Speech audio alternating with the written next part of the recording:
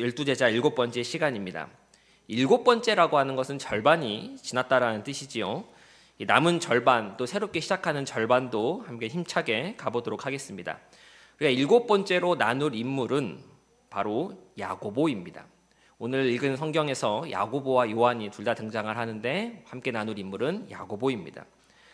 예수님의 제자를 보면 예수님의 제자 중에서 야고보는 2명입니다. 그래서 이를 구분하고자 1그룹에 속해서 예수님과 함께 예수님과 가까이 모셨던 예수님의 측근으로 섬겼던 이 야고보를 큰 야고보, 대야고보, 또는 연장자 야고보라는 식으로 부르고 3그룹에 속해 있는 야고보를 가리켜서 작은 야고보라고 그렇게 이야기를 합니다. 아버지의 이름으로 한다면 세베대의 아들 야고보가 첫 번째 야고보가 되겠고 알페오의 아들 야고보가 두 번째 야고보가 되겠습니다. 오늘 나눌 야고보는 베드로, 요한과 함께 예수님과 가장 가까이 있었던 그 야고보입니다.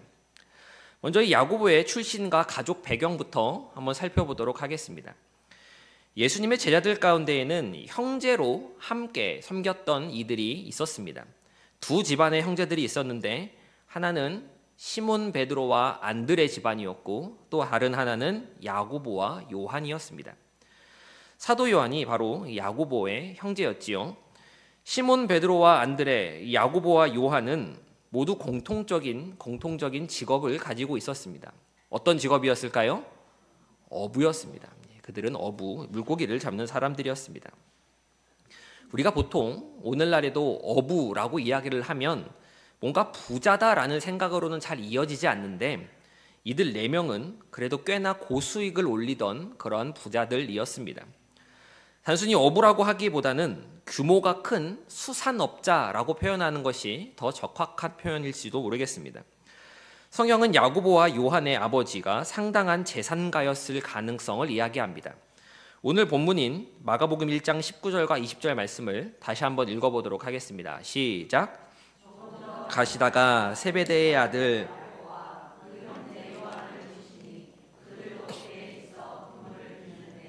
곧 부르시니 아버지 세베대를 품꾼들과 함께 배에 버려두고 예수를 따라가니라. 성경은 이 아버지 세베대에 대해서 어떻게 이야기를 하고 있습니까? 그가 품꾼들과 함께 있었다라고 그렇게 기록을 하고 있습니다. 즉 세베대에게는 고용한 직원들이 있었다라고 하는 이야기입니다. 이로 미루어 볼 때 야고보와 요한의 아버지인 세베대는 아마 큰 배 여러 척과 여러 명의 어부들을 고용한 수산업의 대표였을 것으로 생각해 볼 수 있습니다. 그리고 야고보와 요한은 이러한 사장의 아들이었습니다.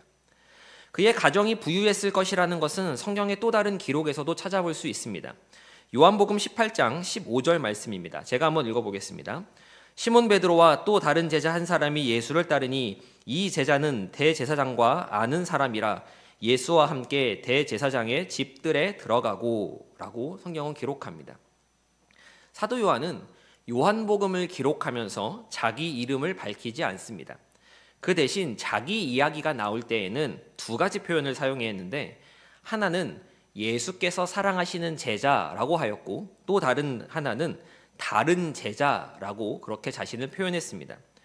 이 다른 제자, 이 요한에 대해서 뭐라고 이야기합니까? 대제사장과 아는 사람이다 라고 그렇게 이야기를 합니다. 요한은 대제사장과 아는 사이였습니다. 당시 대제사장은 굉장한 직분으로 종교뿐만 아니라 사회적으로도 높은 위치에 있는 사람이었습니다. 그리고 제사장 계급은 당시 이스라엘을 다스렸던 로마 정부와 가까웠기 때문에 로마를 등에 업고 상당한 권력을 행사할 수 있었던 계급이 바로 제사장 계급이었습니다. 그런데 그런 대제사장과 요한이 서로 알았다라고 성경은 기록하고 있는 것입니다. 어떻게 알았겠습니까? 아마도 아버지를 통해서 알게 되었을 것입니다.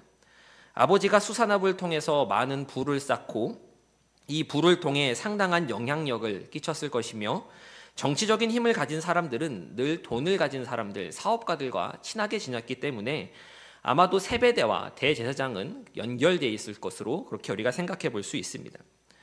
이런 배경으로 볼 때 사회적으로 상당한 영향력을 가지고 있었던 집안의 아들들이 바로 야고보와 요한이다라고 하는 것을 알 수 있습니다. 그랬던 그가 이제 예수님의 부르심을 받게 됩니다. 우리가 읽지는 않았지만 본문의 앞절인 16절부터 보면 베드로와 안드레가 먼저 부르심을 받는 장면이 나옵니다.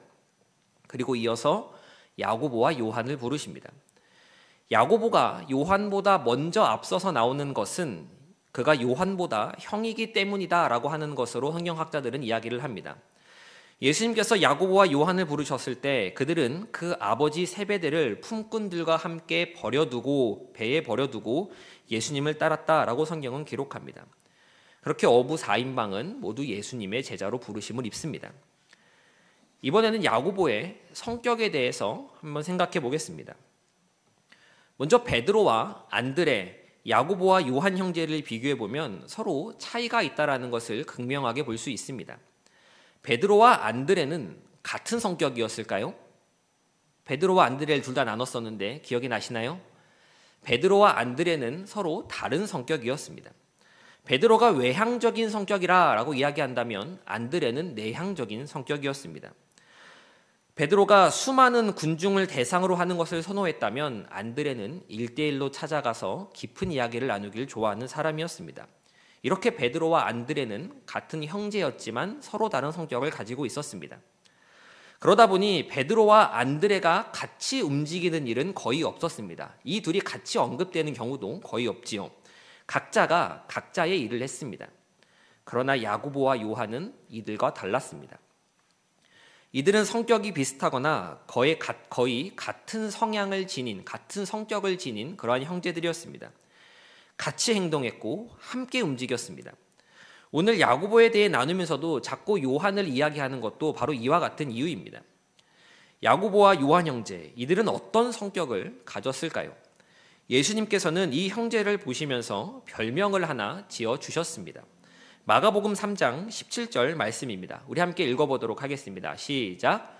또 세베대의 아들 야고보와 야고보의 형제 요한이니 보아너게 곧 우레의 아들이란 이름을 더하셨으며, 야고보와 요한 이들을 별명을 지어주셨는데 그것이 바로 보아너게 우레의 아들이다 라고 하는 그러한 별명이었습니다. 우레의 아들이라는 별명을 지어주었다라고 한다면 야고보와 요한의 성격이 조용조용하고 사근사근한 성격이었다라는 이야기입니까? 아니면 열정이 넘치고 격정적인 사람이었다라는 이야기입니까? 전자일까요? 후자일까요? 후자일 겁니다. 좋게 말해서 열정이 넘친다, 사람이 격정적이다라고 그렇게 표현을 하는 것이지, 나쁘게 말하면 성격이 벼락 같다, 목소리도 크고 흥분도 잘한다라는 그러한 이야기입니다. 이러한 성격의 단면을 보여주는 이야기가 성경에 기록되어 있습니다. 누가복음 9장 51절 이하를 보면 예수님께서 승천하실 기약이 차감해 예루살렘을 향하여 예수님께서 올라가시기로 결심하시는 장면이 나옵니다. 그러시면서 사마리아의 한 마을에 예수님과 이 제자 무리가 들어가게 되는데, 사마리아 마을에서 예수님과 그 일행을 받아들이지 않습니다. 환대하지 않고 냉대하며 거절합니다. 그러자 이 상황을 본 야고보와 요한은 예수님께 이렇게 이야기합니다. 54절 말씀입니다. 제자 야고보와 요한이 이를 보고 이르되 주여 우리가 불을 명하여 하늘로부터 내려 저들을 멸하라 하기를 원하시나이까. 야고보와 요한은 예수님과 자신들 제자들이 거절받고 냉대받는 것을 참지 못하는 것입니다. 자신들이 거절받았다고 해서 예수님 불을 내려서 저들을 다 없애버릴까요? 라는 그러한 말을 일삼을 수 있는 것이 바로 야고보와 요한의 성격이었습니다. 어떻게 보면 베드로보다 조금 더 격정적인 사람, 조금 더 욱하는 성격이라고 그렇게까지 표현할 수 있을 것 같습니다. 이렇게 우레와 같은 성격을 지녔던 야고보와 요한은 야망도 가지고 있었습니다. 마가복음 10장 35절 이하를 보면 야고보와 요한이 예수님께 간구하는 내용이 나옵니다. 그러자 예수님께서는 그래 너희 형제가 무엇을 원하느냐라고 그렇게 물어보시는데, 이들은 주의 영광 중에 우리를 하나는 주의 우편에 하나는 주의 좌편에 앉게 해주십시오라고 그렇게 구합니다. 즉 예수님께서 로마를 꺾으시고 이스라엘의 왕이 되시고 세상을 다스리는 왕이 되시면 가장 높은 자리 두 자리를 우리 형제에게 좀 나눠달라라는 그런 이야기를 하는 것입니다. 예수님께서는 너희가 지금 무엇을 구하는지도 모른다라고 말씀하시지만 제자들은 자신들도 따라갈 수 있다라고 하며 그러한 모습을 보입니다. 여기서 흥미로운 점은 똑같은 내용이 마태복음에도 나옵니다. 마태복음에는 이 요청을 야고보와 요한이 하는 것이 아니라 이들의 어머니가 합니다. 엄마와 아들들이 같이 나와서 우리 아들들 한 자리씩 좀 해달라고 그렇게 요청을 하고 있는 것입니다. 엄마까지 와서 셋이 함께 자리 청탁을 하고 있으니 이 모습을 보는 다른 제자들의 마음이 어떠했겠습니까? 마가복음 10장 41절을 보면 10 제자가 듣고 야고보와 요한에 대해 화를 내었다라고 그렇게 성경은 기록하고 있습니다. 하지만 남들이 화를 내어도 다른 제자들이 무엇이라 하여도 나는 그러한 자리를 갖고 싶다라고 하는 야망이 그들 가운데 있었던 것입니다. 몰래 가서 예수님께 조용히 이야기하는 것도 아니고 제자들이 다 있는 데서 어머니와 함께 그렇게 자리를 좀 달라라고 말할 만큼 야고보와 요한은 욕심이 있었고 야망이 있는 사람들이었습니다.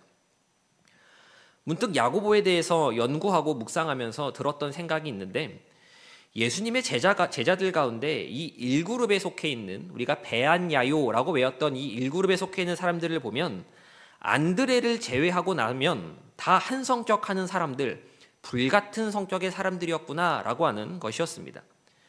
예수님께서는 이 안드레를 제외한 베드로와 야고보와 요한을 주로 데리고 다니시면서 많은 기적과 이적들을 보여주셨습니다. 그렇게 하셨던 이유가 이 셋이 그 제자들 가운데 가장 말썽쟁이라서 가장 튀는 성격이어서 좀 예수님께서 특별 보충의 의미로서 이들을 데리고 다니신 것은 아닐까라고 하는 그런 생각도 들었었습니다. 때가 이르러 예수님께서는 십자가에서 죽으시고 부활 승천하신 이후에 제자들은 성령을 받고 복음을 전하기 시작합니다. 예루살렘에 교회가 세워지게 되는데 야고보는 예루살렘 교회의 주도적인 지도자가 됩니다. 어떤 의미로 보면 예루살렘 교회의 최초의 리더라고도 그렇게 표현할 수 있을 것 같습니다. 베드로와 함께 양대 산맥으로서 혹은 베드로를 앞서는 그러한 리더십으로서 예루살렘 교회를 이끌고 갔을 것이라고 생각할 수 있을 것 같습니다. 한때 우레의 아들이라고 불렸던 이 야고보는 그렇게 교회를 섬기던 가운데 예수님의 제자들 가운데에서 가장 먼저 순교를 하게 됩니다. 사도행전 12장 1절과 2절을 보면 그의 순교 장면을 이렇게 기록합니다. 우리 함께 읽어보도록 하겠습니다. 시작. 그때에 헤롯 왕이 손을 들어 몇 사람을 해하려 하여 요한의 형제 야고보를 칼로 죽이니. 여기서 말하는 이 헤롯 왕은 예수님 당시 헤롯 왕이 아니라 그 헤롯 왕의 손자입니다. 헤롯 아그리파 1세인데 그는 유대인들에 대한 두려움이 있었고 이 유대인들에 대한 환심을 사고자 그들이 미워했던 그리스도인들을 잡아 죽이기로 한 것입니다. 그리고 예루살렘 교회의 리더였던 야고보를 그 대상으로 삼게 된 것이지요. 그렇게 야고보는 교회가 막 태동하여 성장해 나가는 중요한 시점에서 일찍 하나님의 부르심을 받게 되어 별다른 저작을 남기지 못했습니다. 우리가 역사에 따르면 이 야고보는 10여 년 정도 사역한 후에 순교한 것으로 전해집니다. 예수님께 3년 배우고 나서 10년 사역하다가 순교를 한 것이지요. 우리가 가지고 있는 성경의 이 신약 야고보서는 예수님의 제자 이 큰 야고보가 쓴 것이 아니라 예수님의 형제 야고보가 쓴 것입니다. 불같은 성격을 지닌 사람이었지만 정말 말 그대로 불꽃같이 살다가 하나님의 부르심을 받은 제자가 바로 사도 야고보라고 그렇게 이야기할 수 있겠습니다. 이제 이 야고보의 모습을 우리가 생각해 보면서 그가 남긴 신앙의 유산과 그를 통해 배워볼 수 있는 믿음의 교훈들을 두 가지 정도로 나눠 보도록 하겠습니다. 첫째로 하나님께서는 그 모습 그대로 사랑하신다라고 하는 것을 알 수 있습니다. 어떤 모습대로 사랑하신다고요? 그 모습 그대로 사랑하신다라고 하는 것이 야고보를 통해 잘 드러납니다. 제가 야고보 사도를 연구하고 묵상하면서 느꼈던 감정은 솔직히 말해서 이 사람은 좀 별로다라고 하는 느낌이었습니다. 안드레를 연구할 때, 안드레에 대해 묵상할 때는 정반대였습니다. 안드레에 대해서 묵상하고 연구할 때는 이 사람이 정말 멋있는 사람이구나. 나의 삶 가운데도 이러한 모습들이 좀 나타났으면 좋겠다라고 하는 그런 마음이 들었는데 이 사도 야고보를 보면서는 전혀 그런 마음이 들지 않았습니다. 제가 왜 그렇게 느끼고 생각했냐면 이 사람의 배경과 성격을 좀 더 자세히 알게 되어서 그렇습니다. 사실 우리가 야고보서라고 하는 성경이 있고 또 야고보라고 하는 이 이름에 대해서는 굉장히 친숙하지만 예수님의 제자로서 이 큰 야고보, 이 야고보는 사실 모르는 부분들이 많은 것도 있습니다. 저도 그렇습니다.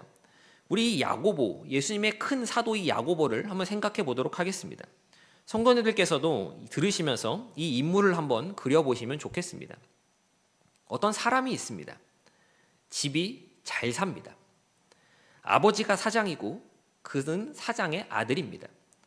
아버지 사업이 잘 돼서 정치계의 거물들과도 알고 지내고 그도 어느 정도 영향력을 발휘할 정도가 됩니다. 또 그는 높은 자리에 올라가고 싶은 욕심과 야망도 가지고 있습니다. 그런데 그의 성격은 불같고 다혈질에 욱하는 기질이 있습니다.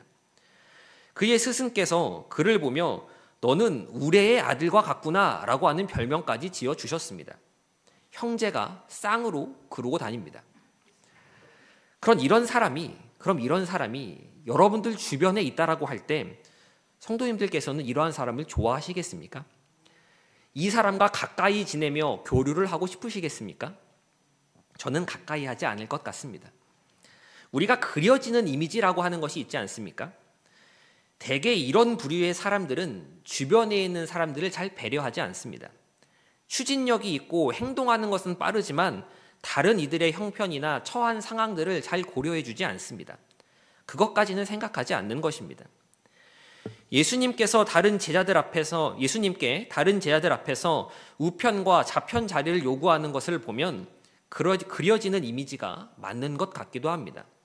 사람들이 좋아하며 따를 만한 성격은 아닙니다. 그런데 그러한 사람을 예수님께서는 제자로 부르셨습니다. 그리고 가깝게 데리고 다니시며 사랑하셨습니다. 처음 예수님께서 베드로와 야고보와 요한을 데리고 다니실 때 어쩌면 야고보와 요한은 어깨를 많이 으쓱하며 다녔을 수도 모르겠습니다. 우린 너네와 달라. 다른 제자들과 나는 좀 달라. 우리가 예수님과 더 가깝게 지내 라고 하면서 유난을 떨 수도 있었을 겁니다. 그런 그를 예수님께서는 계속 사랑해 주셨고 그 사랑으로 인해 야고보는 변화되었습니다. 불같은 성격이 얌전해지고 조용해진 것이 아닙니다. 그 불같은 성격을 하나님 나라 확장이라는 복음 전파라고 하는 이 열정으로 이끌어 주신 것입니다. 그리고 그 결과 그는 예수님의 제자들 가운데 최초로 순교하는 데까지 이르게 되었습니다. 성도 여러분, 인간적인 생각으로 볼 때 야고보라는 인물이 좀 별로라고, 나는 그런 사람과 별로 가깝게 지내고 싶지 않다라고 그렇게 생각할 수 있습니다. 그럼 나는 어떻습니까? 나는 만인의 사랑을 받는 사람입니까? 누구나 나를 좋아합니까? 나는 무결점의 사람입니까? 세상에 그런 사람은 없습니다.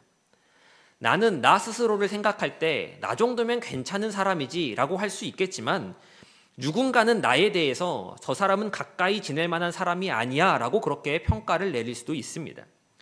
사람의 기준은 다 다르고 함께한 시간이나 처했던 상황도 모두 다르기에 누군가에게는 좋은 평가를 받을 수 있지만 또 누군가에게는 좋지 않은 평가를 받을 수도 있는 것입니다. 그럼 사람 보기에가 아니라 하나님 보시기에 나는 어떤 사람입니까? 하나님이 나를 볼 때 나는 좋은 사람입니까? 그렇지 않습니다. 모든 인간은 죄인으로서 하나님 보시기에 모두가 별로이고 가까이 할 수 없으며 상종할 수 없는 이들입니다. 그런 나를 하나님께서는 사랑해 주셨고 제자로 불러 주셨습니다. 내세울 것 없고 흠 많고 부족한 인생이지만 그런 우리를 향해 주님은 내가 너를 사랑한다 라고 말씀해 주시고 내가 너를 위해 십자가를 지었다 라고 그렇게 말씀해 주십니다. 세상에는 기준이 있습니다. 이래야 한다, 저래야 한다, 이러면 안 된다, 저러면 사람들이 싫어한다. 이러한 기준들로 사람을 재고 대하고 평가합니다. 그러나 하나님께서는 내 모습 그대로를 안으시고 받아주셨습니다. 너는 이러한 부분이 안 좋구나. 이걸 고쳐야 내가 널 사랑해 주겠다. 너는 이러한 흠이 있구나, 이런 흠이 있으니 넌 필요가 없다라고 말씀하지 않으시고 그저 있는 모습 그대로 사랑으로 덮어주셨습니다. 우리가 이전보다 조금이라도 더 나은 사람이 되었다면 또 그렇게 되어가는 것은 모두가 이 하나님의 사랑 때문입니다. 우리의 연약함과 부족함을 다함없는 사랑으로 채워주시고 나의 모난 부분을 다듬으셔서 하나님의 사역 가운데 귀하게 사용하여 주시는 것입니다. 우리가 이 사랑을 알고 경험할 때 하나님 앞에서 교만하지 않을 수 있고 사람 앞에서 겸손할 수 있는 것입니다. 이러한 모습을 가진 이렇게 부족하고 연약한 내 모습을 하나님께서 받으셨는데 내가 가지고 있는 알량한 기준으로 다른 사람에게 들이대며 그 사람을 무엇으로 비난하고 정죄할 수 있겠습니까? 그 사람도 하나님이 받으신 사람인데 그렇다면 하나님의 판단이 잘못되었다라는 이야기입니까? 함께 용납하심을 입은 사람으로서 우리 또한 주 안에서 서로 사랑해야 할 줄 믿습니다. 내 모습 그대로 나를 받으신 주님의 사랑을 기억하고 그 사랑으로 나를 선하게 이끌어 가실 주님을 기대하며 서로 사랑하고 섬기는 저와 서울제일교회 모든 성도님들 되시기를 간절히 소망합니다. 둘째로 꼭 그 사람이 아니어도 된다라고 하는 것을 배울 수 있습니다. 다시요. 꼭 그 사람이 아니어도 된다라고 하는 것을 우리는 이 사도 야고보의 모습을 보며 배울 수 있습니다. 야고보는 예수님의 제자들 가운데 1그룹에 있는 사람으로서 베드로와 요한과 함께 예수님께 가르침을 참 많이 받은 제자였습니다. 거기에 야망을 품을 만큼 배포도 넓은 사람이었고 추진력도 있었으니 초대 예루살렘 교회의 지도자로는 손색이 없었을 겁니다. 예수님의 수제자 그룹에서 조용했던 안드레를 빼면 베드로, 야고보, 요한인데 굳이 이 안에서 순번을 좀 먹여보자면 어떻게 말할 수 있겠습니까? 우리가 지금은 베드로를 수제자로 첫 번째로 이야기하지만 만약 야고보가 첫 번째로 순교하지 않았다면 그 자리는 야고보의 차지가 되었을지도 모릅니다. 일단 요한은 야고보의 동생이니까 아래라고 할 수 있겠고 남은 건 베드로인데 같은 어부 출신으로서 베드로 안드레 집안보다 야고보 요한 집안이 더 잘 사는 집안이지 않습니까? 앞서 말씀드렸던 것처럼 야고보 요한의 아버지 세베대는 품꾼들을 거느리는 사람이었고 대제사장과 알고 지낼 정도의 영향력을 가진 사람이었습니다. 그럼 그걸 옆에서 보았고 그 사실을 너무나 잘 알고 있는 베드로는 야고보를 보면서 어떤 생각을 했겠습니까? 나보다 야고보가 더 먼저라는 이 생각을 갖지 않았겠습니까? 아마 예수님의 제자 그룹 내에서도 믿는 성도들 내에서도 야고보를 베드로보다 좀 더 리더에 적합한 사람이라고 생각했을 수 있습니다. 그러나 그런 기대를 받았던 야고보가 어떻게 됩니까? 순교를 합니다. 야고보의 순교가 예루살렘 교회를 비롯한 당시 믿는 자들에게 어떻게 다가왔겠습니까?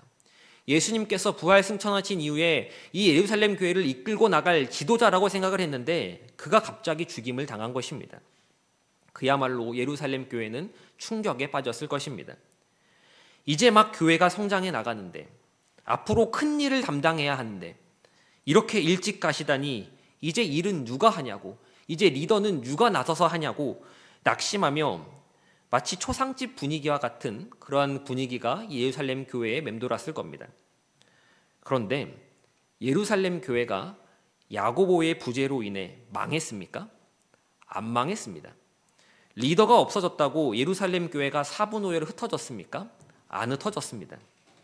야고보는 없지만 아직 남은 제자들이 있었고 베드로가 있었으며 남은 믿는 성도들이 있었습니다.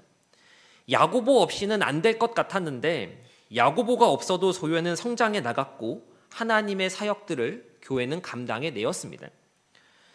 성도 여러분, 우리가 교회에서 사역을 할 때, 우리가 교회에서 봉사하며 섬길 때에 조심하며 경계해야 하는 생각이 두 가지 있습니다. 몇 가지 있다고요? 두 가지 있습니다. 하나는 내가 아니어도 누군가 대신 하겠지라고 하는 생각이고 또 다른 하나는 이건 나만이 할 수 있는 거야 라고 하는 생각입니다. 보통은 둘 중에 첫 번째가 많이 언급됩니다. 내가 아니어도 누군가 대신 하겠지라는 생각 갖지 말고 앞장서서 함께 일합시다 라는 이야기가 더 많이 언급됩니다. 하지만 두 번째 생각도 경계하며 조심해야 합니다. 내가 아니면 교회에서 누가 이런 굳은 일을 하겠어, 다들 바쁘니 내가 해야지 라고 하면서 겸손과 섬김의 마음으로 하는 것은 아무런 문제가 없습니다. 그런데 이것이 조금만 엇나가게 되면, 조금만 치우치게 되면 내가 아니면 안 된다라고 하든지 내가 아니면 금세 교회가 엉망이 될 거야 라는 그러한 식으로 생각하는 경우들이 있습니다. 그리고 이것이 좀 더 확장되면 내가 이렇게 하니까 우리 교회가 굴러가는 거지, 내가 있으니까 교회의 사역들이 되는 거지, 그러니까 나한테 잘 보여야 돼, 내 심기를 건들지 말고 나를 좀 높여줘야 돼 라는 식으로 이어지게 됩니다. 성도 여러분, 이것은 굉장히 위험한 모습입니다. 교만의 극치라고까지 할 수 있는 모습입니다. 교회는 그리스도께서 머리 되시는 곳이고 그의 몸입니다. 하나님께서 다스리시고 통치하시며 이끄시는 곳이 바로 교회다라고 하는 이야기입니다. 믿으십니까? 나 하나 없어서 교회가 멈추고 사역을 못하고 교회가 망하는 일은 없습니다. 대신할 사람은 항상 있습니다. 만약 대신할 사람이 없으면 없는 대로 또 됩니다.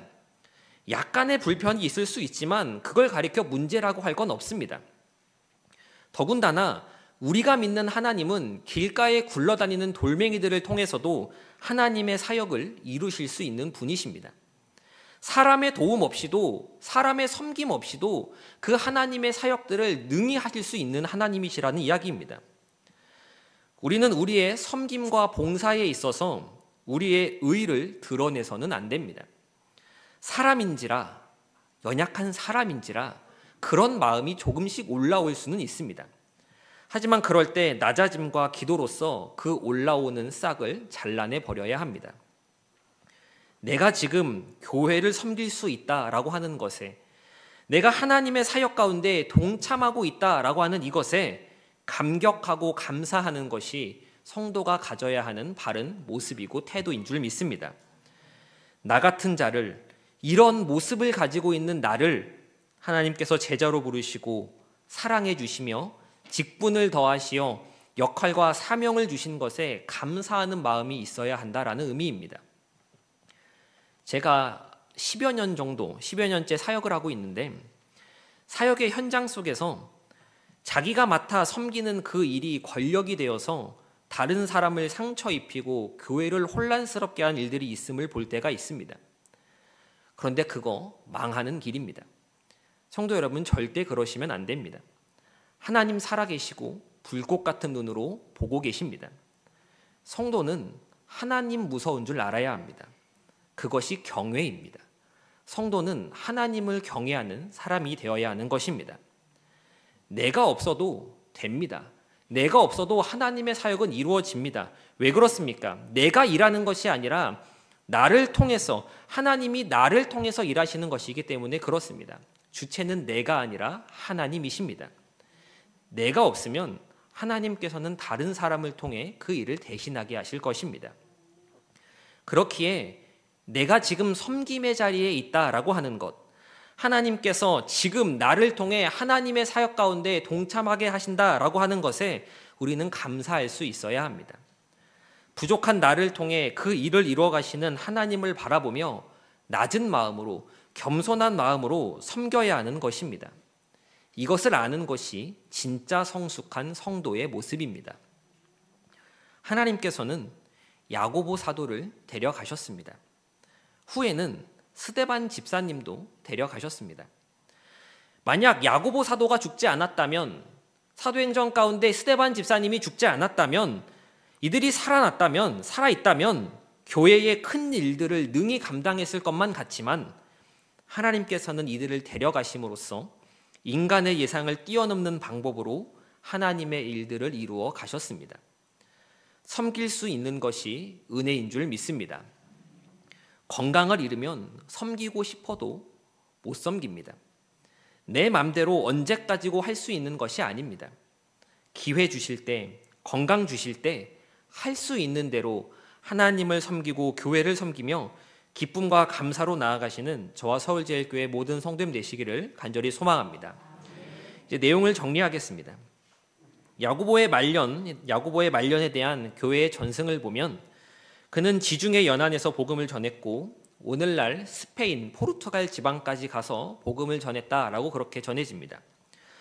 스페인, 포르투갈 지방에서는 이 야고보라고 하는 이름이 이 티아고라고 하는 이름이 되는데 후에 야고보가 스페인에서 복음을 전했던 것을 기념하며 스페인 카톨릭에서는 야고보를 자신들의 수호 성인으로 삼고 그가 복음을 전했던 길을 가리켜서 성 야고보의 순례길을 만들었습니다.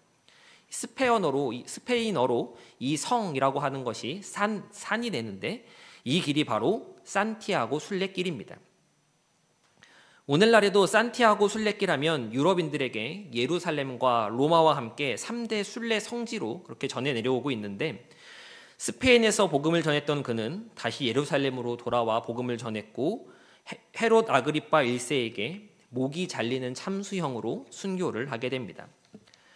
베드로 못지않은, 아니 어쩌면 베드로보다 더 열정적이고 격정적인 사도로서 불꽃같이 살다가 하나님의 부르심을 입은 이 야고보 사도를 기억하며 우리에게 주어진 삶의 시간 가운데 충성됨으로 겸손함으로 주님을 섬기는 저와 서울제일교회 모든 성도님 되시기를 간절히 소망합니다.